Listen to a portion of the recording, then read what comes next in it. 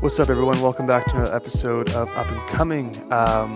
Look, I do apologize for the show and the inconsistency of the show due to COVID. It's just hard to find guests and stuff. And I'm actually totally against doing the online thing and doing like lives and Zoom calls and stuff like that. I feel like you kind of miss out on that spark, that real connection between two people. And I got to kind of suck it up and realize that the world is not going to be going back anytime soon. And if I want to continue on with this podcast, I need to be doing live format style of podcasting. So with the show and what's going to be happening with the show is it's going to be a little bit less, what am I trying to say here? It's going to be a lot less longer.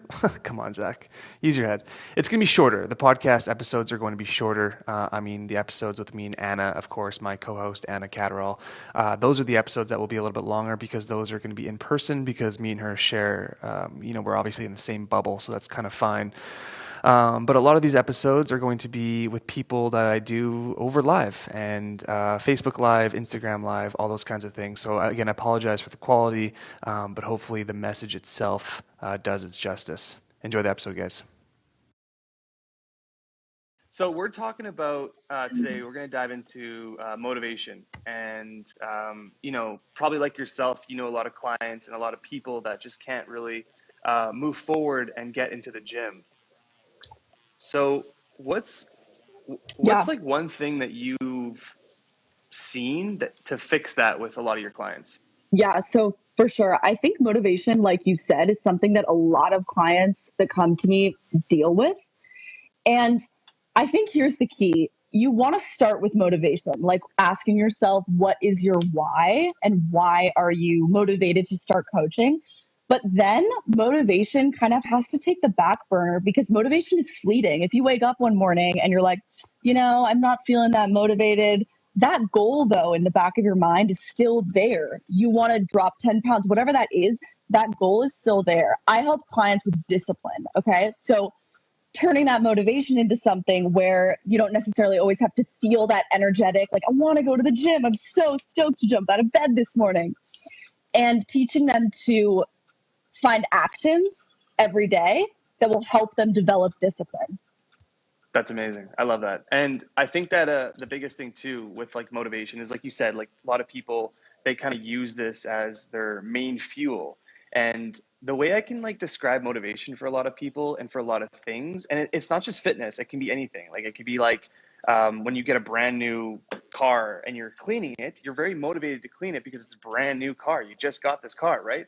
But fast forward 2 years from there or 3 years from there, it's not, you don't really care about it as much, right? Because the motivation isn't there. So yes, motivation's there. It's something that we use and we need to originally get going.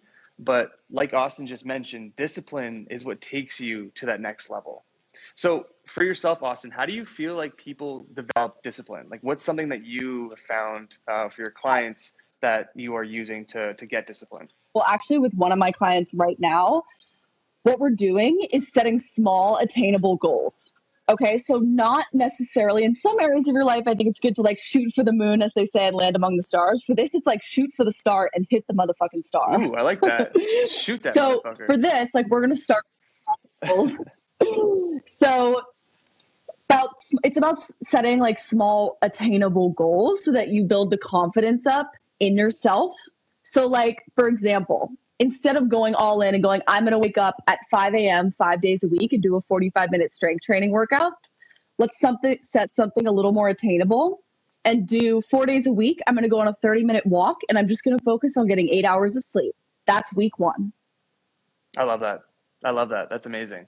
And have you found like just implementing these like tiny steps into your clients? Have you found like implementing this, like, do you find it works? Yeah, absolutely. I find that it gives the opportunity for the clients to, how do I say this?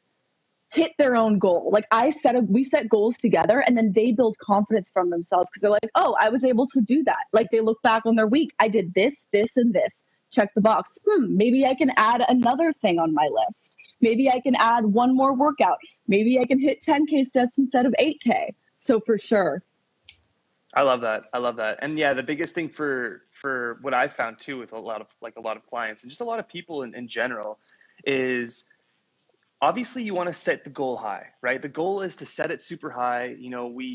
There's no reason why you can't. Like if you want to win an Oscar, say you want to win an Oscar. If you want to lose 70 pounds, say you want to lose 70 pounds. But that doesn't mean that you need to do this overnight, okay? This is not something that's going to happen real quick. We want to start off by building little blocks, right? And I think Will Smith said this in an interview once, like probably like 10 years ago, and it stuck with me seriously for those 10 years. When you're building a building, no one looks at the building and go, whew, this is going to take a long fucking time. Like no one's like unmotivated on that, right? They start with laying one brick at a time. You're laying one brick at a time. And then eventually, before you know it, years are going to pass because the days are going to happen anyways, right?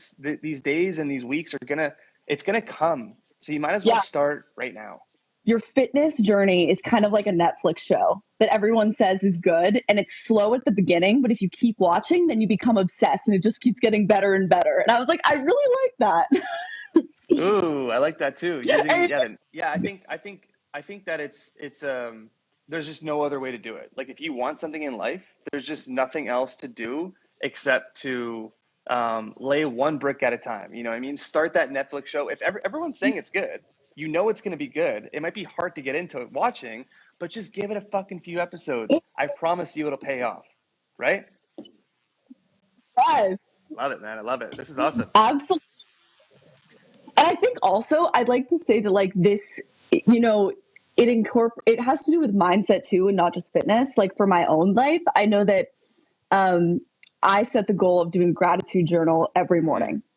I've been doing that for 2 years straight. Of course, I've had some mornings where I don't do it, but it's about setting those tiny little actions that then I'm noticing in my life, it's having a trickle effect. So this small action of writing down 3 things I'm grateful for in the morning, I'm starting to notice that I'm just more happy and like filled with joy. And I feel like I have abundance in my life instead of waking up thinking about what I am trying to attain or what I don't yet have.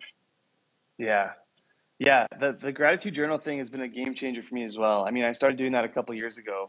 And I mean, real quick, I'll kind of share what I do is I basically essentially write like what I'm grateful for, achievements that I'm happy that I did. And they could be before achievements because a lot of people, they get like these wins, like they'll lose 20 pounds or they'll book a TV show or whatever it was or whatever it is. And they'll fast forward themselves like 2 years later. And because they haven't seen any wins in the last maybe year or so, they get down on themselves. But it's like you still had wins a year ago. It doesn't matter when it happened. You should still be celebrating that kind of stuff and remind yourself of those things daily because those are your kind of wins. So I think gratitude journaling and just like kind of reminding yourself of like what you're doing and why you're doing it, it's super important. And it's a game changer for sure.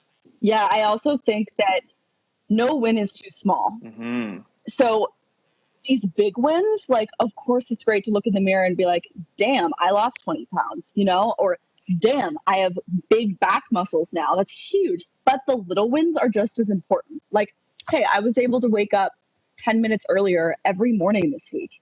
Hey, I felt really good after I worked out today. Like there are wins that are unorthodox or things that you wouldn't necessarily think of and I think there's a positive trend of this in the fitness world right now of like the term is non-scale wins. And of course you can have it's great to have the goal of losing weight, but there are so many other variables and ways to measure progress. Right.